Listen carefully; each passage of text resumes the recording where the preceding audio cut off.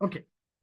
So, ladies and gentlemen, what we have covered in the last before the midterm exam, उसी दिन हमें मसला है, तो हम उस मसले को फिर रिजॉल्व कर लेंगे, क्योंकि उसकी रिकॉर्डिंग्स कुछ दिन के लिए मैं अपने पास रखता हूं, तो वो मसला है तो वी विल रिजॉल्व इट।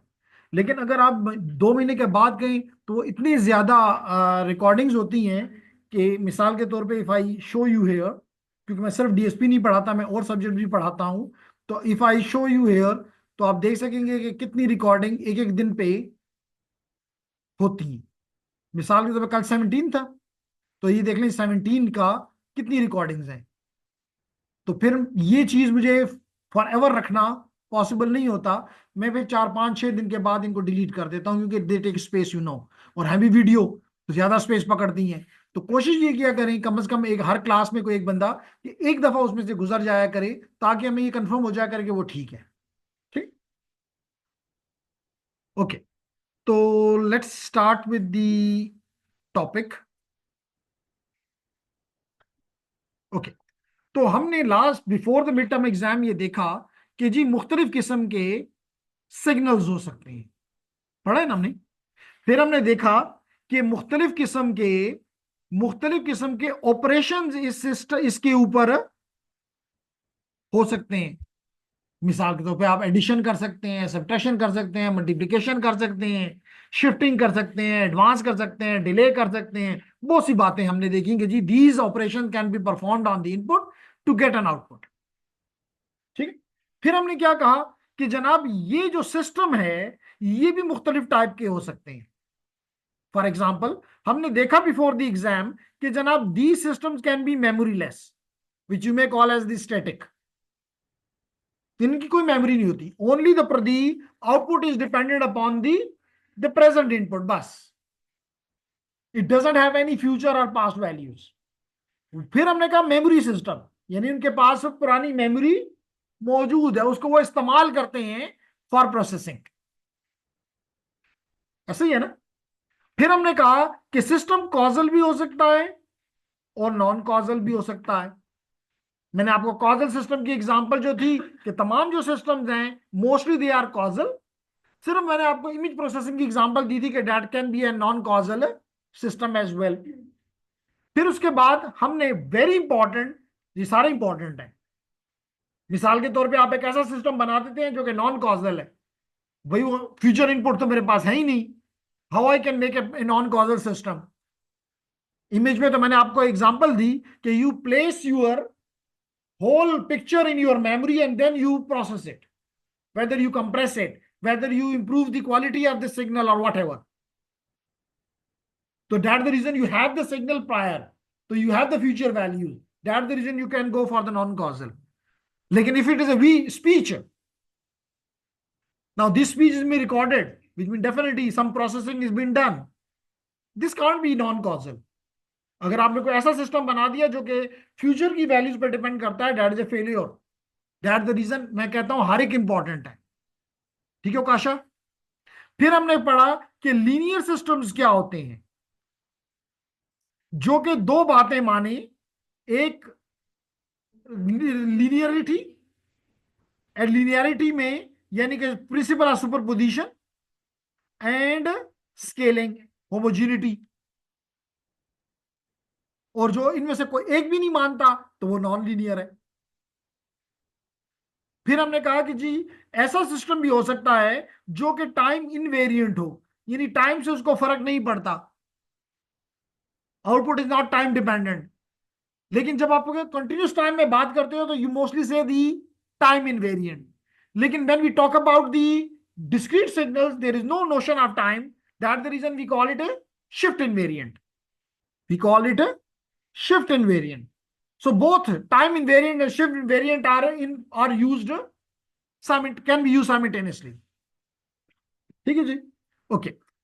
मकसद क्या है, मिसाल के तौर पे अगर मैं कोई भी इनपुट देता हूं x of n and I get some output, for example y of n, nice. But if I delay this or advance this input, so what will be the effect on the output? Nothing. Only the output will be also shifted by the same amount. Bas. No change. ठीक है, clear. Now ladies and gentleman, इसके मुकाबले में वो systems जो कि time के साथ वेरी करने से सिस्टम तब्दील आउटपुट मुख्तलिफ हो जाए, तो they are called time varying, जैसे मैंने आपको एरोप्लेन की एग्जांपल दी थी।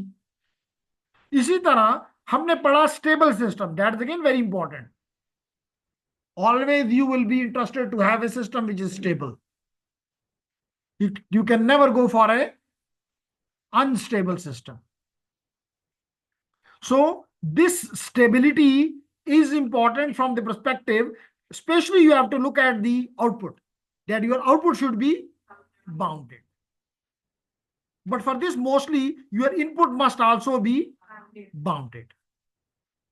And the good example or the good answers to this is that you have your h of n, and summation of your h of n from k is equal to minus infinity to plus infinity, from minus infinity to plus infinity,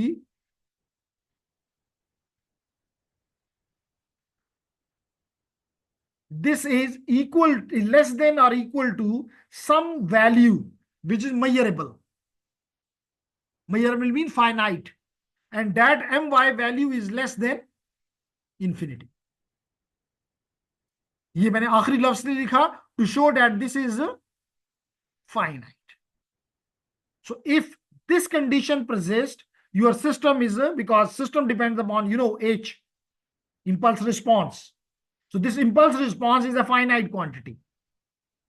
Your system will be stable, otherwise unstable. Clear हो गया।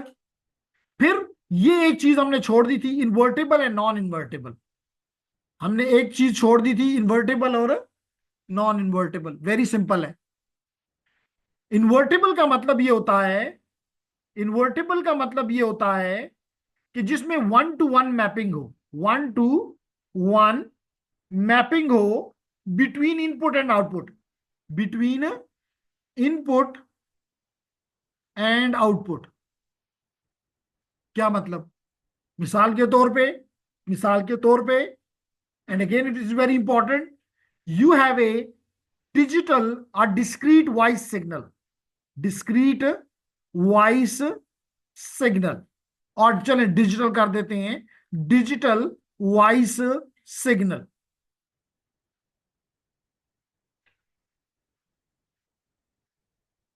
what do?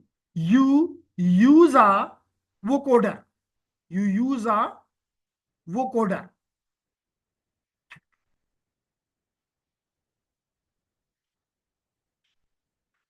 vocoder।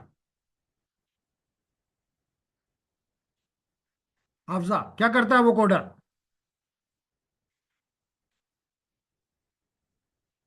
क्या करता है?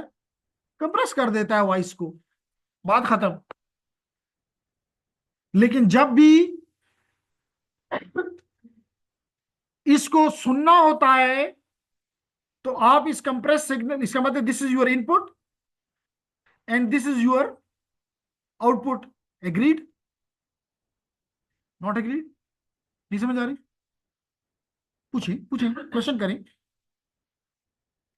Okay, देखिए ना, हमने ये मिसाल के तौर पे अभी अभी हम इस पे एक छोटा सा वो कर लेते हैं ताकि हमें समझ आ जाए। देखें जनाब, अगर मैं फॉर एग्जांपल, ये मेरे पास एक फाइल है जिसके ऊपर कुछ भी लिखा हुआ है, मुझे इससे फर्क नहीं पड़ता, ये लिखा हुआ है सूरह बकरा। मैं इसको पकड़, ये मेरा इनपुट है, मैं ये इनपुट देता हूं इसको, add to archive for example. तो ये मैंने कह दिया, ये कहता है जी अभी किस नाम से इसको सेव कर रहा है? रार के नाम से, यानी कि एक और फाइल टाइप में ये सेव कर रहा है। अब ये यहां पे अगर मैं इसको ओके कर दूं तो ये इसका, चाहे मैं इसको जिप करूं, डॉट जिप हो जाएगा, जो कि आप करते हो। तो अब इसका मतलब है कि इनपुट मैंने इसको क्या दिया? इनपुट इसे मैंने दिया एक डॉक फाइल, आउटपुट मुझे क्या दे रहा है? एक जिप फाइल, रार फाइल, जो मर्जी कह लो। तो इसका मतलब यह है कि input is your, and what is the characteristic of this? That is a compressed version. अगर आप कहते हैं तो मैं इसको कर देता हूं, फिर डिलीट कर दूंगा। ये मैंने इसको ओके कह दिया, ये जी आ गया सूरह बकरा। अब अगर आप इसके साइज को देखें, इसके साइज को देखें तो इसका साइज को 108 किलोबाइट्स है, और अगर इसको मैं देखूं तो 96 किलोबाइट्स है। कम हो गया ना? तो इसका मतलब these are two different files. इसका मतलब this was the input which was given to the system, and the system provided me this output. अब भी नहीं क्लियर? अच्छा, अगर अभी क्लियर है तो मैं इसको डिलीट कर देता हूं क्योंकि इसकी मुझे जरूरत नहीं है। ये गया।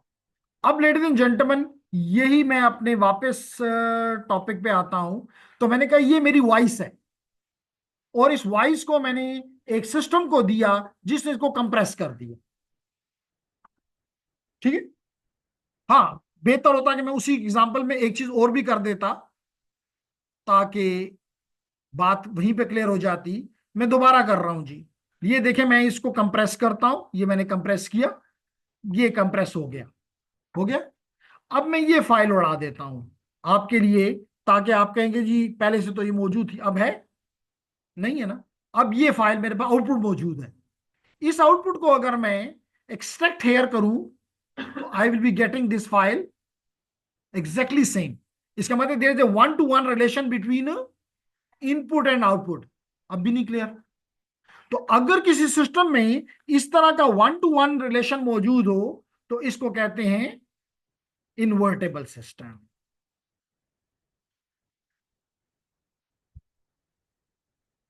ठीक है।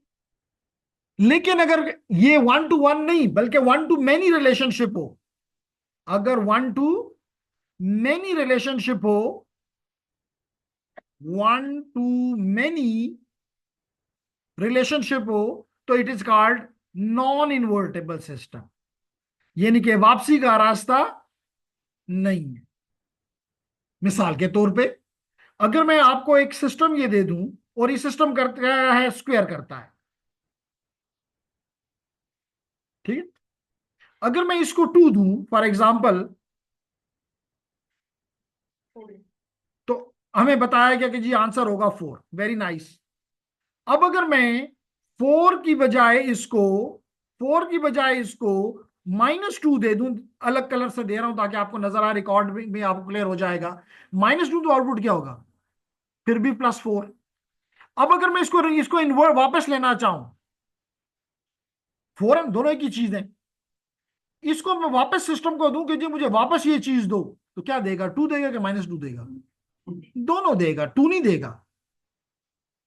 इसका मतलब this is a one to many relationship. One two many relationship, यानी कि ये कंफर्म नहीं है कि ये +2 से आया है कि -2 से आया है।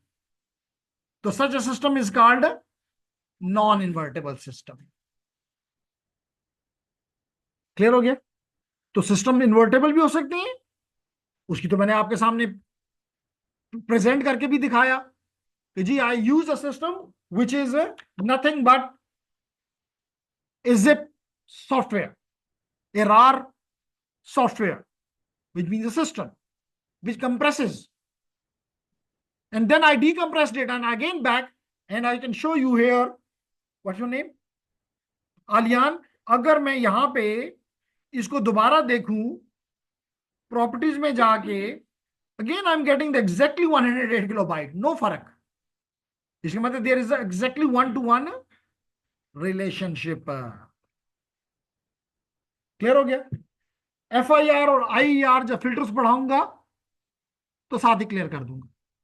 तो we studied all the different type of system.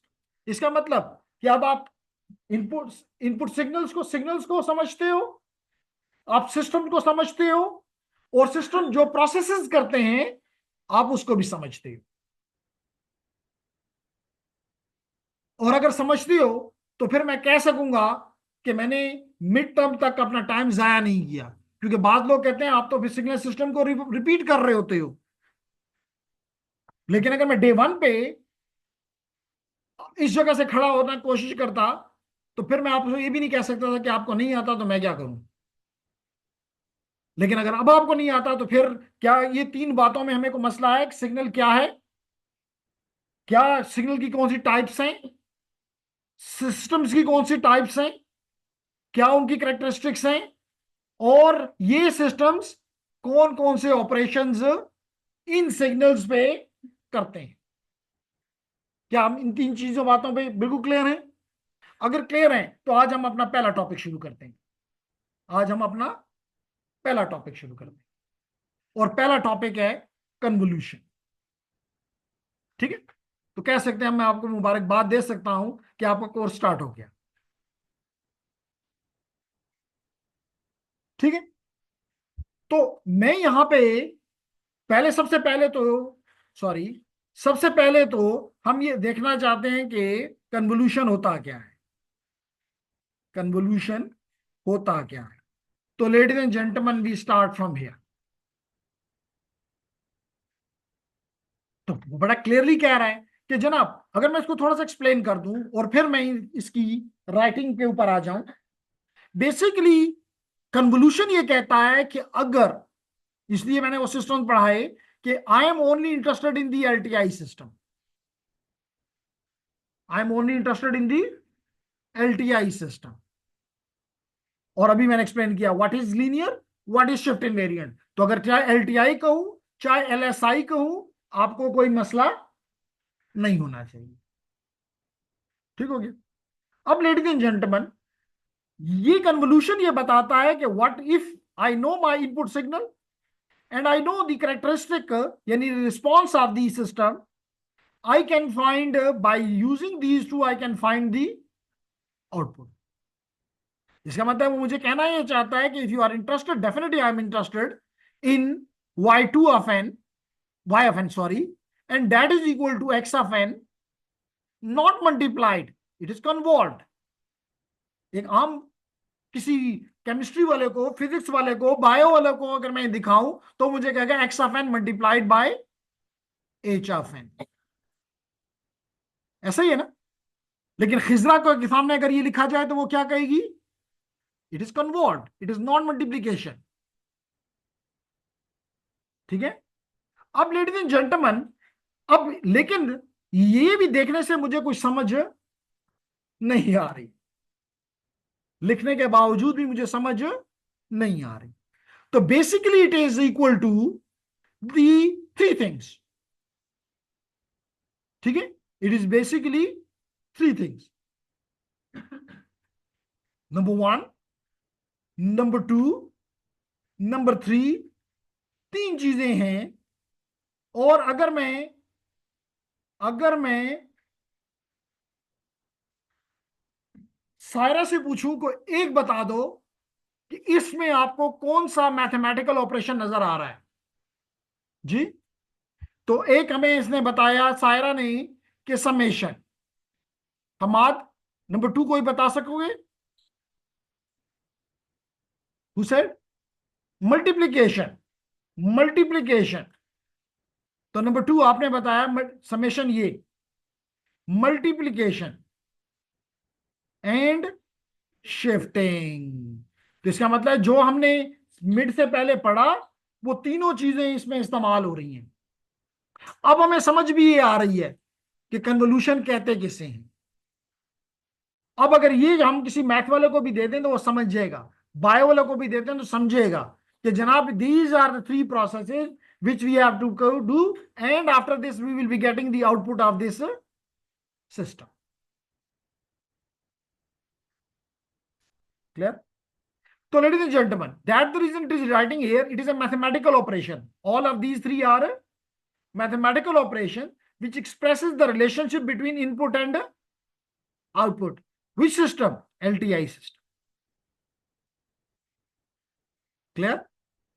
And convolution is a of two signal produces the लाजमी तौर पे third signal. The two signal convolve produces a third signal which is the output. Got it? Again, I will be इसके बाद I will be only interested in the discrete, and the discrete says again which I have written here. लेकिन ये मुझे कुछ बोल नहीं रहा था. I explained to you it can be written like this. Even I can write it like this as well. That is, and what is this k? K is just an integer. K is just a integer values. तो बाजू जगह यहां पे मैं p लिख दूंगा, कहीं पे m लिख दूंगा, कहीं पे r लिख दूंगा, लेकिन आपने इस पे कंफ्यूज नहीं होना। It is just a variable. जैसे आप प्रोग्रामिंग करते हैं, कोई वेरिएबल को ए में स्टोर करता है, कोई बी में करता है, कोई सम में करता है, कोई प्रोडक्ट में करता है, कभी आपको टीचर ने कहा है गलत कर रहे हो? नहीं। तो लेडीज एंड जेंटलमैन, इसको मैं यूं भी लिख सकता हूं, के इज इक्वल टू, और ये भी नहीं लाजमी के माइनस इंफिनिटी से प्लस इंफिनिटी होना जरूरी है। नहीं, it may be from 0 to 5, it may be from -5 to +5, it may be from -5 to 0, -5 to +1, कुछ भी। हमने तो ओवरऑल बताया कि इस रेंज में कुछ भी हो सकता है। क्लियर? लेडीज एंड जेंटलमैन, ये यूं भी हो सकता है, h of n multiplied, not convolve now, x of n-k। तो चाहे यूं करो, चाहे यूं करो, नो मसला।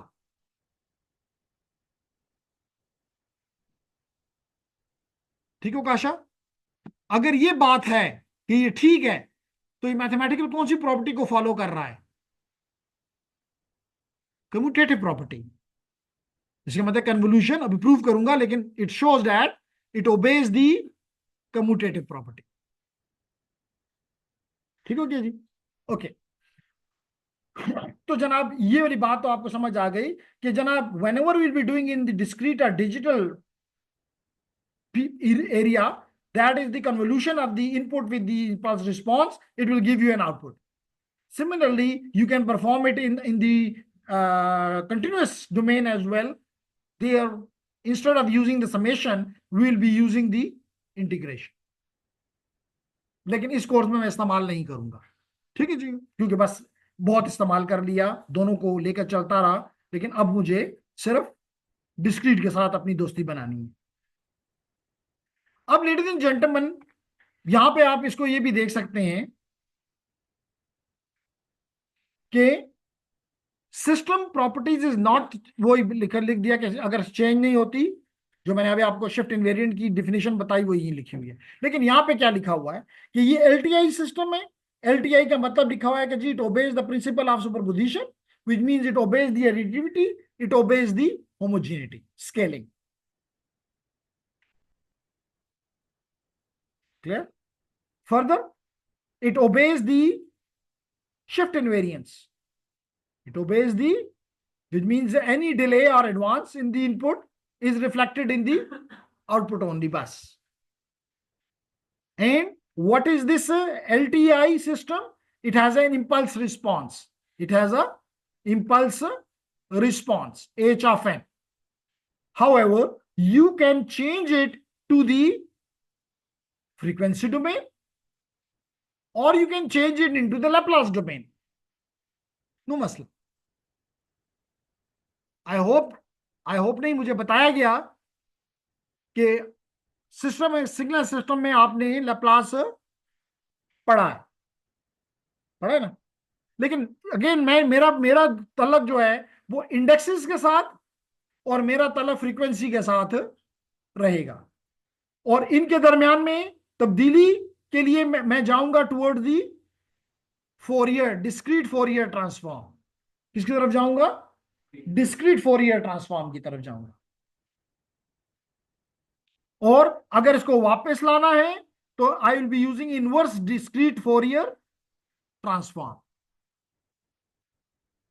अब आमना बता सकती है कि क्या ये जो सिस्टम अगेन सिस्टम है, ये इन्वर्टेबल है या नॉन इन्वर्टेबल है? इन्वर्टेबल है कि आप टाइम डोमेन देते हो, इंडेक्सेस देते हो, और वो आपको उनकी फ्रीक्वेंसीज बता देता है। अब वही फ्रीक्वेंसीज उठा के वापस उसको देते हो, वो आपको उस टाइम में इंडेक्सेस के तौर पे सिग्नल वापस दे देता है। तो it is an invertible system. Clear हो गया? Okay. So, ladies and gentlemen, this something when you transform in the frequency domain, we also call it is the transfer function. We call it the transfer function. And what it means? It means that now instead of using the h of n, you will be using h of omega. instead of using x of n, you will be using x of omega. And you will be getting, instead of talking about the y of n, you will be getting y of omega. And your h of omega will be equal to the division of output divided by the input in the frequency domain. Output divided by the input in the frequency domain, and that is called the transfer function.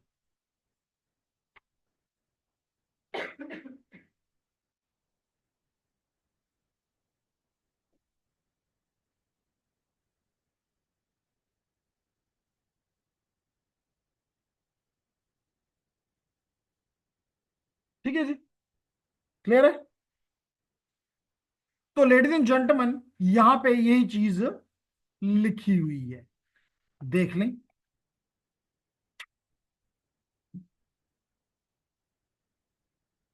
Output divide by input, लेकिन एक condition है साथ।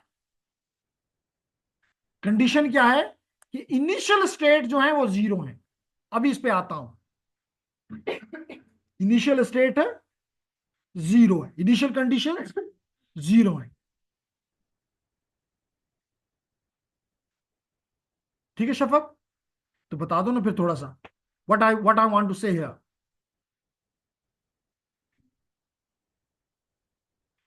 That's good. तो कहने का मकसद शफक का ये है कि अगर ये मेरा सिस्टम है, ये मेरा सिस्टम है, मैं इसको कोई इनपुट ही नहीं दे रहा, फिर भी मुझे कुछ आउटपुट मिल रहा है, तो वो आउटपुट कहां से आ रहा है? ये आउटपुट कहां से आ रहा है? मैं तो कोई इनपुट नहीं दे रहा, एक्सेप्ट एन कुछ नहीं है। तो that is because of the initial conditions, कि कोई ऐसे कंडीशन मौजूद हैं जिसकी वजह से ये आउटपुट आ रहा है। कोई ऐसे ट्रांजिएंट्स मौजूद हैं जो कि इस आउटपुट के लिए वजह बन रहे हैं, आल्दो के इनपुट नहीं है, इनपुट नहीं है। जैसे मिसाल के तौर पे बाजू का तो आपने देखा होगा कि इलेक्ट्रॉनिक, स्पेशली जो इलेक्ट्रॉनिक मेजरमेंट डिवाइस होता है, आपने उस पर कोई भी चीज नहीं रखी हुई होती, लेकिन वो फिर भी बता रहा होता है कोई वैल्यू, लेट करें 0.1 kg, 1 ग्राम, 2 ग्राम, 10 ग्राम। आपने तो कोई इनपुट नहीं दिया, but it is showing you some weight, कि जी उस पर ऊपर वेट पड़ा हुआ है। इसका मतलब कोई ट्रांजिएंट्स हैं, कोई इनिशियल कंडीशंस हैं जो कि उस पर अप्लाइड है। मेरी बात समझ आ गई? मिसाल के तौर पे मे भी उस दुकानदार ने उस पे ऊपर कोई छुपा के कुछ चीज लगाई हुई है, जैसे जो मैनुअल वो होता है उस पे तो बाजों को वो कर भी देते हैं कि नीचे की साइड पे उसके कोई मैग्नेट वगैरह लगा देते हैं तो एक साइड भारी हो जाती है। लेकिन यहां पे मकसद कहने का ये है कि डैट इज दी जी, अगर आपका आपने ये नहीं, your if your input is 0, your output should also be 0, because this is the basic condition for linearity. This is the basic condition for, तो इसका मतलब कि अगर 0 इनिशियल कंडीशन नहीं है, इसका मतलब सिस्टम इज नॉट लीनियर, तो फिर तो ये नहीं चलेगा। समझ आ रही है ना? इससे एक और चीज भी आपको समझ आ रही है कि अगर आप फ्रीक्वेंसी सीख लें तो then you don't have to convolve, you can find the output by multiplying, simply multiplying your this into this. तो for this it is important that the system should be linear, और linear के लिए ये basic condition है कि 0 initial condition, कोई initial condition नहीं है।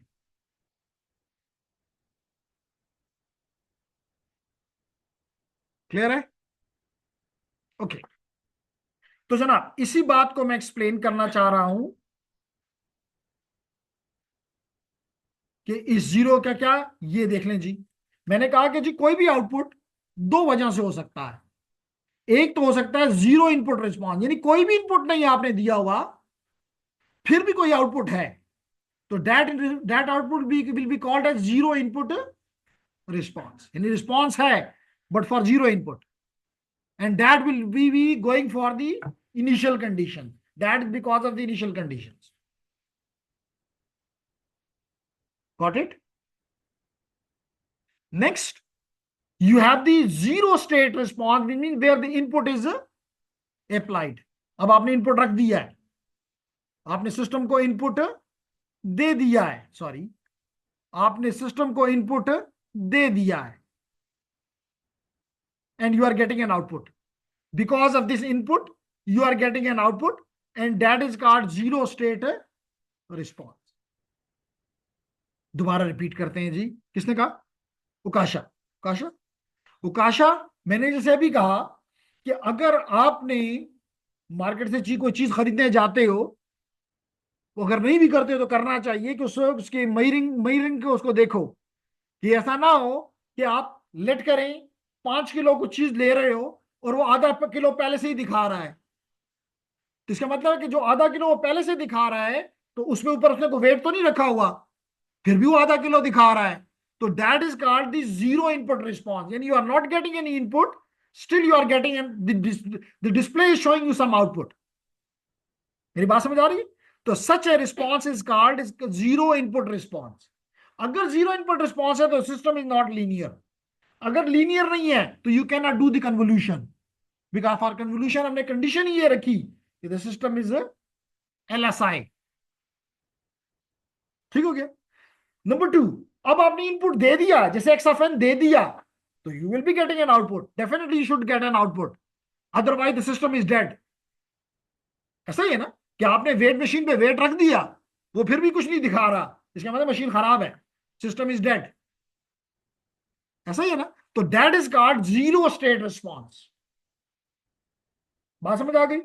तो द सम द आउटपुट में भी अगर दोनों मसाइल हैं कि वो पहले से भी कोई वैल्यू दे रहा था और वेट के साथ इनपुट के साथ भी दे रहा है, तो the output will be the sum of the two, but the system will not be linear no more.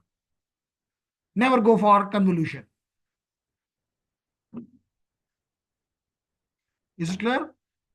Okay, अब मैं एक और जी इंपॉर्टेंट चीज की तरफ आता हूं, और इंपॉर्टेंट ये है कि क्योंकि आप बहुत अच्छे बच्चे हैं, आपके सामने मैंने ये लिखा कि जनाब your y of n is equal to x of n convolved with h of n। ठीक है, ये लिखा ना? What's your name? Sumaika. Sumaika ने बिल्कुल नहीं कहा, समझ तो नहीं आई जी, क्या किया आपने? नहीं पूछा ना सुमायका ने, अच्छी बच्ची है, नहीं पूछती। फिर मैंने उसके ऊपर और जुल्म किया, मैंने कहा जी this is equal to this thing, ये लिखा ना, ये लिखा। सुमायका ने फिर भी नहीं पूछा, दैट्स ग्रेट। ऐसी अच्छी क्लास किसी को मिले तो वो क्यों खफा होगा कि जी कैसे इसके बराबर है? तो that something which I want to prove, ताकि आप मान जाए। क्लियर हो गया? तो समय का मैंने एक बात आपको को मिड से पहले पढ़ाई हुई है कि किसी भी डिस्क्रीट सिग्नल को मैं कैसे रिप्रेजेंट कर सकता हूं। जी, कैसे कर सकता हूं?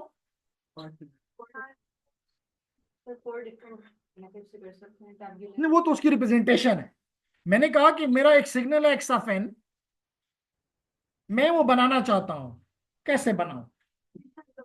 मुझे ये कहा गया कि आप इंपल्सिस लें, मुझे कहा था आप लोगों ने कि इंपल्सिस लो, इनको इस इंपल्सिस को शिफ्ट करो और इस इंपल्सिस को स्केल करो, तुम्हारा एक्स ऑफ एन बन जाएगा।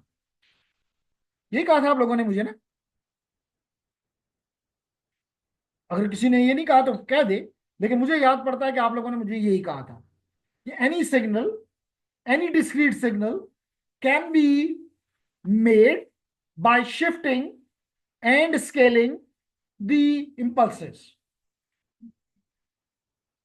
दी समय, और अगर मैं और क्लैरिटी से लिख दूं, it is summation of shifted impulses which are scaled.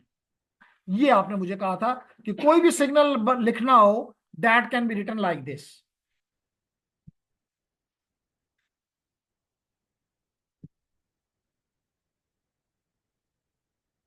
ऐसे ये तो मानती है ना, इसमें तो कोई शक नहीं है। ओके, अब सिस्टम क्या करता है, that is important for me. इसका मतलब है कि this is any signal can be represented like this, whether it is input, output, system response, whatever, it is represented like this. क्यों इतने डिस्टर्ब हो काशा? नहीं समझ आ रही तो बोलो। आ रही है समझ? The gentleman on the side, समझ आ रही है? ऑन द बैक, ओके जी, नाइस। अब सिस्टम क्या करता है जी, कोई भी सिग्नल लेता है, उसको ट्रांसफॉर्म करता है और आउटपुट दे देता है, यही करता है ना। इसका मतलब है कि y of n is nothing but the transformation of the input, transformation of the input. और इनपुट क्या है, एक्स ऑफ एन, और एक्स ऑफ एन क्या है, ये है। इसका मतलब कि I can write transformation of x summation x of k into delta of n minus k, and k tends from minus infinity to plus. कोई मसला? अब लाजमी तौर पे ये, इसको अगर मैं लिखना चाहूं तो आई can right it like this, late it be starting from minus infinity and moving up to, let it be x of minus 1 into delta of n plus 1 plus summation है ना, plus x of 0 into delta of n plus delta of 1, sorry, x of 1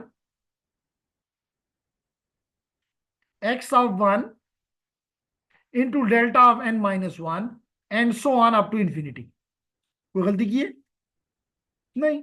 और इस पे क्या apply करना है, ये transfer, ये फंक्शन t।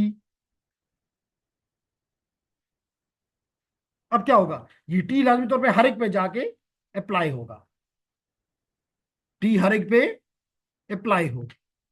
तो अगर हर एक पे अप्लाई होता तो क्या हो जाएगा, ये अप्लाई हो गया x of minus one scaling into delta of n plus one which is signal, plus फिर transform x of zero into delta of n, फिर transform x of one into delta of n minus one and so on and so on. Clear है? अगर आपकी इजाजत हो तो मैं यहां से ये जो वैल्यू है, basically this is just a number, this is just a number constant, इसको मैं बाहर ले लेता हूं, इसको मैं हर एक से बाहर निकाल देता हूं, तो ये x of one and this transformation will be applied to this signal. मैं एक्स ऑफ जीरो को बाहर ले लेता हूं and this will be applied to this signal and so on.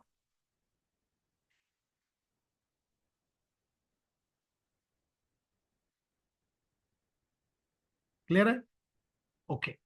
अब लेडीज एंड जेंटलमैन, अगर ये क्लियर है तो ये तो है नंबर्स 1 2 3 4, इसको मैं जेनेरिकली बाहर निकाल के एक्स ऑफ के कह देता हूं फिर कि ये है, और अंदर ये सिग्नल जो है इस पे ये टी अप्लाई हो जाएगा। और जब भी अगर मैं ये पूछ लूं, अच्छे बच्चों से पूछ लूं कि अगर अच्छे बच्चों, तो आप एक सिग्नल को, एक सिस्टम को एक डेल्टा ऑफ एन दो, आलियान आउटपुट क्या आएगा?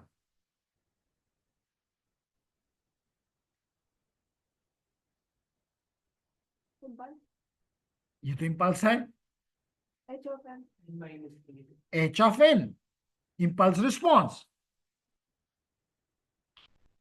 इसका मतलब है कि अगर यहां पे delta of n minus one है तो यहां पे h of n minus one होगा।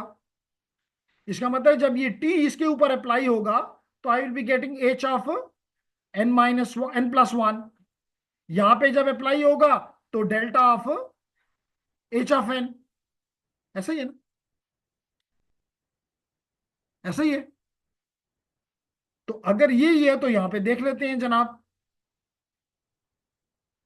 ये देख लें, एच ऑफ के अपनी जगह पे, और T of this, and this is nothing but the when the your this system, when you give it delta of n minus k, because it is a shift invariant system, you will be getting delta of n h of n minus k. तो क्या ये चीज नहीं आ गई? तो इससे आपका ये जो अच्छे बच्चों वाला काम था, वो अब आपको कहने की जरूरत नहीं है। यू नो कि जी जब हम ये दो को जस्ट कन्वॉल्व का निशान लगाते हैं, this is equal to this thing, how? Because we understand.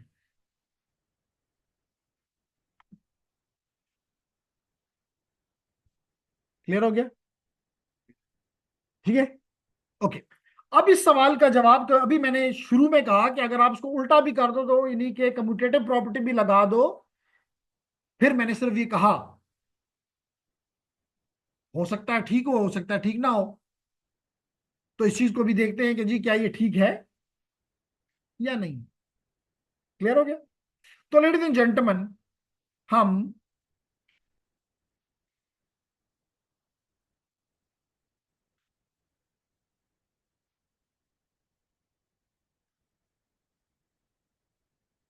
इस पे आ जाते हैं, प्रॉपर्टीज पे। तो ये आपको आप प्रूव हो गया कि this thing is equal to this thing by using, क्योंकि ये वाई ऑफ एन है ना, और वाई ऑफ एन को हमने ये कहा था x of n convolve with h of n. हमने यही यहां पे कहा ना कि this is equal to y of n, और हमने खुद ही दिल से ये कह दिया था कि this is x of n convolve with h of n. तो इससे हमें पता चला कि this is nothing but actually this is something, this one.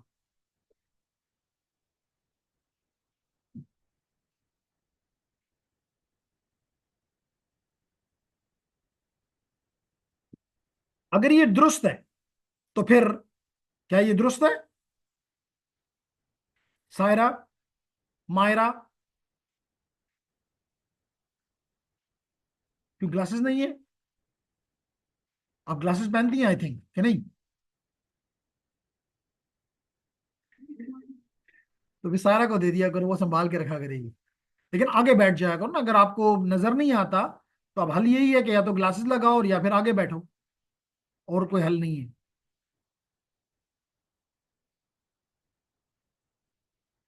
जनाब अब आ जाएं कि क्या ये कम्यूटेटिव प्रॉपर्टी को ओबे करता है या नहीं करता। यानी कहने का मकसद ये है कि क्या ये, क्योंकि अभी हमने लिखा कि this is equal to summation x of n into h of n minus k, ये लिखा ना।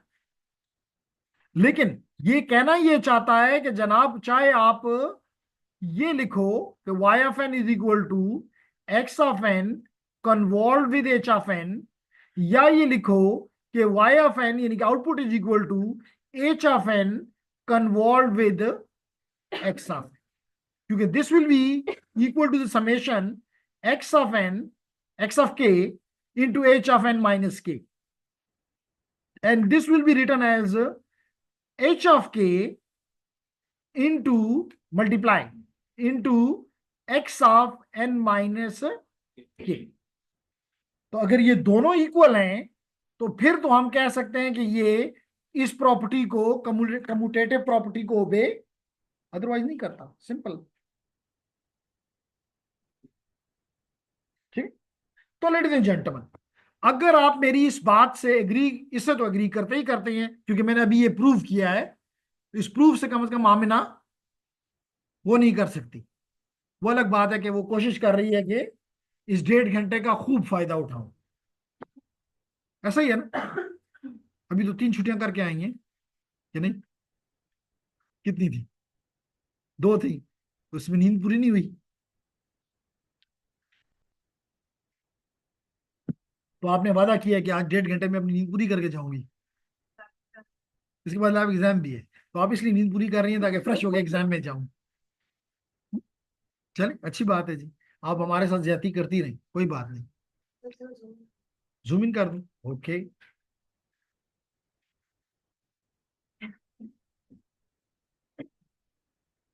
Now is it visible? Nice. जी, थोड़ा सा वापस आ जाए। लेडीज एंड जेंटलमैन, अभी हमने ये बात तो अभी हमने प्रूव की है, तो इसमें शक होना नहीं चाहिए, लेकिन अगर है तो बात की जा सकती है। क्यों सियार साहब? सियार है ना आप? और नेम फॉर हम्माद, इबाद। तो इबाद कहता है कि जनाब, एज ए सीआर रिप्रेजेंटेटिव कहता है कि मैं तो इस बात से एग्री करता हूं, लेकिन अगर कोई और डिसएग्री करता है तो शाह का बात कर सक काशा बात कर सकता है। नहीं, आगे चलें। देखिए सब हंस पड़े वहां पे अब मैं यहाँ पे जो एक मेथड इस्तेमाल करता हूं, that is which you have done many times, and that is change the variable. Change the variable. तो मैं इस वेरिएबल को, n माइनस के वेरिएबल को चेंज करके कोई और नाम दे देता हूं, लेट इट बी m। मैंने सिर्फ क्या चेंज किया है? वेरिएबल का नाम। तो लेडीज एंड जेंटलमैन, देख लें मैंने ये किया, n minus k is equal to m। इसका मतलब है कि आज के बाद मेरा जो इंपॉर्टेंट वेरिएबल है वो अब n के नहीं रहेगा, बल्कि m बन जाएगा। ओके। इसका मतलब ये हुआ कि अगर मैं इसमें से k निकालना चाहूं तो n minus m will be equal to k. ऐसा ही है ना? अगर ये बात हमें बताए कि जब भी हम चेंज इन वेरिएबल करते हैं तो हम एक और काम भी करते हैं, वो क्या होता है? लिमिट चेंज करो। तो लिमिट की वैल्यू यहां पे k की वैल्यू माइनस इन्फिनिटी से प्लस इन्फिनिटी है। इसका मतलब है कि जब k की वैल्यू माइनस इन्फिनिटी होगी या प्लस इन्फिनिटी होगी, तो हम ये देखना चाहते हैं कि जो हमारा न्यू वेरिएबल है m, वो क्या वैल्यू लेगा। तो लेडीज एंड जेंटलमैन, अगर आप यहां पे k की वैल्यू पॉजिटिव इन्फिनिटी पुट कर दें, तो दिस m माइनस है, इधर m इधर कर दे तो m will be equal to, यानी कि when you have a plus infinity the k value, your m will have a value of minus infinity. And when you have a value of minus infinity here, for the k, your this m will take the value of positive infinity. ऐसा ही है? ऐसा ही है? सारा के साथ कौन है? सादिया।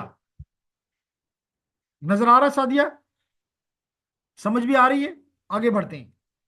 लेडीज एंड जेंटलमैन, अगर आप मेरी इस बात से इत्तेफाक करते हैं, तो फिर मैं यहां पे सिंपली वैल्यूज पुट कर दी। जहां पे पॉजिटिव के की वैल्यू माइनस इन्फिनिटी थी, एम की वैल्यू पॉजिटिव, सॉरी जहां वो नेगेटिव था ये पॉजिटिव, जहां वो पॉजिटिव था वहां नेगेटिव।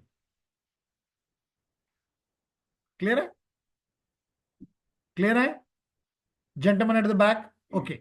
और यहां पे क्या हो जाएगा? चेंज इन वेरिएबल है, के की वैल्यू क्या है? N minus m. के की जगह हम पुट कर देंगे एन माइनस एम, और जहां एन माइनस के है वहां पे पुट कर देंगे एम, क्योंकि हमने यहां पे लिखा था कि n minus m is equal to, n minus k is equal to m. Clear है? Clear? अब आखिरी एक बात मुझे बता दें कि अगर मैं, अल्दो तो जरूरत नहीं है लेकिन फिर भी मैं चाहता हूं कि ये लिमिट यहां पे जरा, अच्छा मैं हमेशा लिखता रहा माइनस इन्फिनिटी से प्लस इन्फिनिटी, यानी कि I wanted to write from here to here summation, like this, in this direction. क्या मैं इसके अपोजिट अगर यही समेशन लेकर चला जाऊं, अगर मैं यही समेशन अपोजिट डायरेक्शन में लेकर चला जाऊं, तो आप बताएं कोई फर्क पड़ेगा? Yes, asking you. नाम क्या आपका? नाइफा। नाइफा कहती है कि कोई फर्क नहीं पड़ेगा। कंटिन्यूस टाइम में पड़ता है, लेकिन डिस्क्रीट टाइम में नहीं पड़ता। कंटिन्यूस टाइम में आप करते हो इंटीग्रेशन, लिमिट को जब चेंज करते हो तो साइन नेगेटिव हो जाता है, लेकिन मैं अभी उसमें नहीं जा रहा। मेरा एक सवाल इस वक्त ये है कि मिसाल के तौर पे मैं ये सम करूं, 5 + 3 - 2 - 1 for example, and I start from here, so it will be 5 + 3, 8 - 2, 6 - 1, 5, so I get an answer of 5. If I do in the reverse order and I'm changing the color so that it should be visible, -1 plus I'm doing now like this, -1 -2 -3 +3 0 +5 again the same. तो इसलिए मैं अगर इस m की limits को तब्दील भी कर दूं लेडीज एंड जेंटलमैन, तो you will not find any, I hope that you will not find any problem. ऐसा ही है ना? दोबारा मैंने ये ठीक कर दी। And what it is, what this represent, it represent h of n convolve with x of n, like here, उल्टा। यहां से हमने स्टार्ट लिया था x of k, sorry, x of k into h of n minus k. May I write it correctly? This, like this, x of k into h of n minus k. And I came up with back with the h of m. m एक variable है, k लिख दो, h of m into x of n minus which is equal to h of n convolved with x of n, which is the opposite of this in order. इसके मतलब order doesn't make any problem.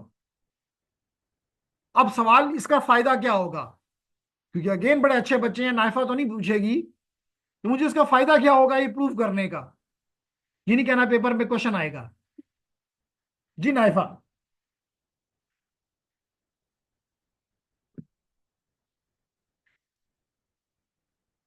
नहीं बताना। नाइफा के साथ कौन है? अरीजा जी। कोई फायदा है इसका? क्यों नहीं ब्रेन इस्तेमाल करते हो? ये कहीं किसी के, आपने वादा किया हुआ है किसी के साथ के 4 साल के बाद उसी तरह वापस लेकर आएंगे जी, फिक्र मत करो।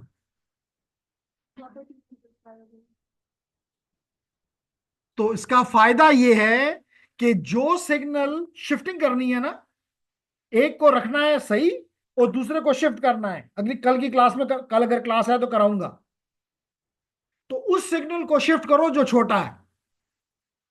दोनों में से गावी तौर पे दोनों अगर इक्वल है तो फिर तो कोई आपके पास चॉइस खत्म हो गई। लेकिन अगर एक में लेट करो 20 सैंपल्स है और दूसरे में 3 है, तो 3 वाले को शिफ्ट करो। तो यूं आप पे कोई पाबंदी नहीं लगी। तो that is the advantage which I wanted to, that the reason I went for this property. समझ आ गई?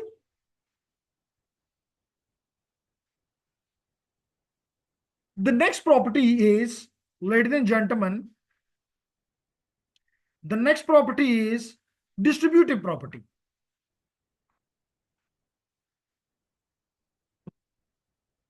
The next property is distributive property.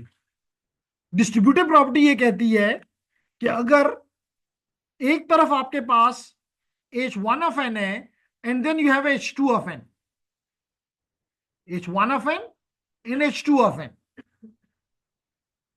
Ariz कहां है? इधर देखिए। So, ladies and gentlemen, what has been done in the second case? Firstly, I am applying h2 of n and then h1 of n.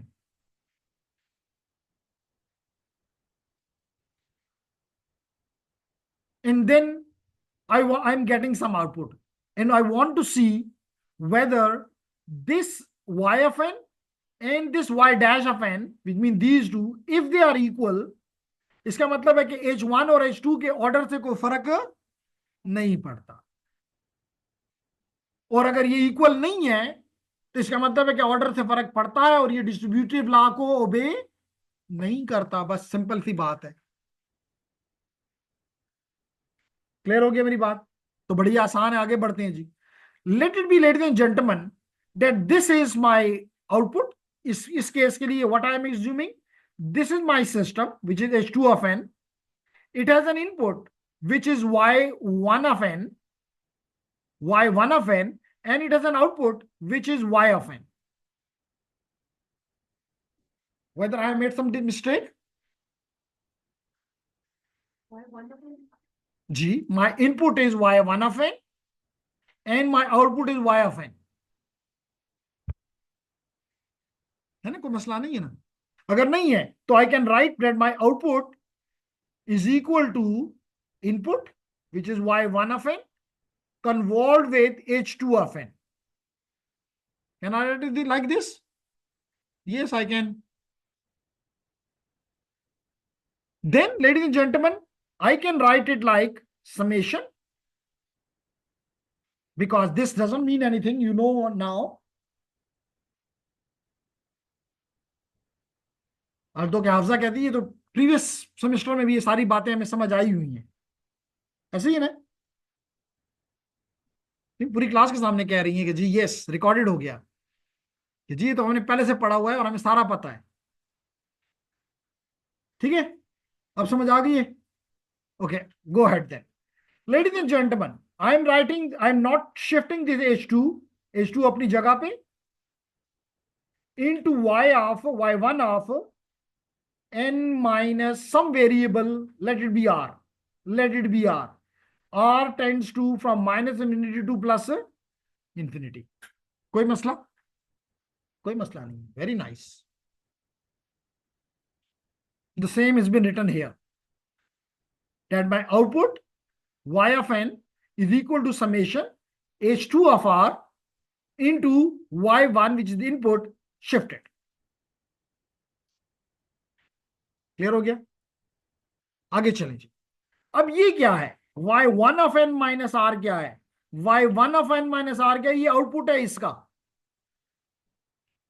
ये that will be equal to the convolution of x of n into h1 of n, h1 of n। तो I can write it like summation this y1 n minus r h of, क्योंकि variable m लिया है तो h1 of m, जहां मेरा cursor move कर रहा है आप देख रहे हैं h1 of n है ना, तो h1 of m into the shifted input, and input is x of n। तो x of यहां पे क्या हो जाएगा, x of जो भी यहां पे देखे ना, यहां पे y of n होता है, यहां पे y of n होता है, तो यहां पे y of n होता है, शिफ्ट जिसे कहते हैं n माइनस आर। तो यहां पे अब हमारा इनपुट क्या है, n माइनस आर, तो n minus r shifted by m, shifted by m। Clear है? लेडीज एंड जेंटलमैन, ये दोनों समेशंस हैं, इनको मैं इकट्ठा करके लिख दूं तो कोई फर्क तो नहीं पड़ता? नहीं पड़ता। तो वो meaning h2 of r, h1 of m, x of n minus r minus m। अब अगर मुझे थोड़ी सी आपकी तवज्जो अगर मिल जाए, आखिरी चंद सेकंड्स की तवज्जो जस्ट चाहिए। लेडीज एंड जेंटलमैन, इसका मतलब क्या है? इसका मतलब है कि r की मैं एक वैल्यू लूंगा और फिर m की वैल्यूज माइनस इन्फिनिटी से प्लस इन्फिनिटी तक लूंगा। पहली वैल्यू इसकी एक ले लूंगा, मिसाल के तौर पे r की वैल्यू 0 है पहली, और फिर m की वैल्यू लेट करें -5 से +5 तक है, तो पहले -5 पे, -4 में, -3 में, -2 एंड सो ऑन। फिर जब वो सारे कंप्लीट हो जाएंगे देन दी आर की दूसरी वैल्यू आ जाएगी। ऐसा ही होता है ना? यही चीज मैंने यहां पे लिखी है कि जनाब this r will take a value of 1 for example, but and the m will take a value from something up to infinity, from minus infinity to plus infinity। Again this r will take another value and then m will take another value from minus infinity to plus infinity। तो ladies and gentleman, मैंने इसको ये करके लिख दिया कि m वाले को इकट्ठा कर दिया और जिसमें r था उसको अलग कर दिया, और सिर्फ इसका ऑर्डर जरा चेंज कर दिया, n माइनस m कर दिया और r अलग कर दिया। आप मुझे बता सकेंगे कि ये किसकी इसके बराबर है?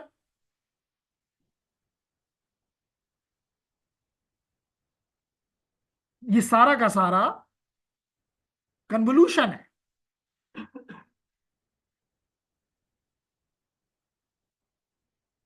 ये कन्वोल्यूशन है। H2 convolved with x, H2 n या जो भी है H2 of n convolved with, लेकिन यहां पे हो जाएगा, अब इसकी वैल्यू है n माइनस m, तो it will be n minus m। ठीक है ना जी? तो अगर आपको ये चीज मिल जाए और फिर ये फिर कन्वॉल्व हो रहा है, ये कन्वॉल्व करवा रहा है H1 को इसके साथ, तो लेडीज एंड जेंटलमैन आखिरी चीज जो आपको समझनी है इसके बाद ये देख लें, H1 into y2 of n minus m, y2 of n minus और अगर आप Y2, ये क्या है जरा चेक करें, ये क्या चीज बन रही है, H2R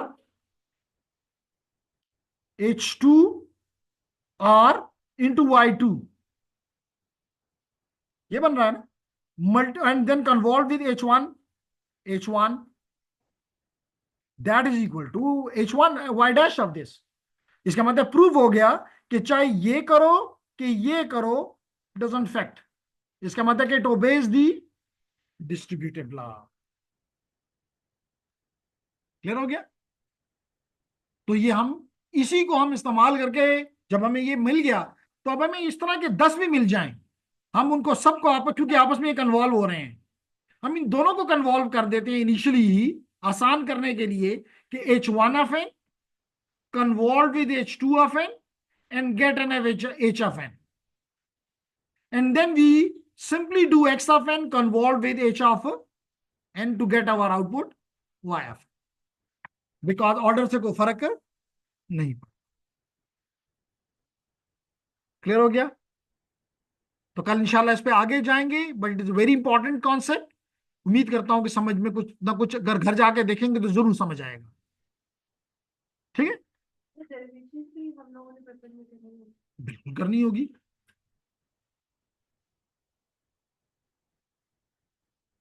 तो ladies and gentleman, let me stop this.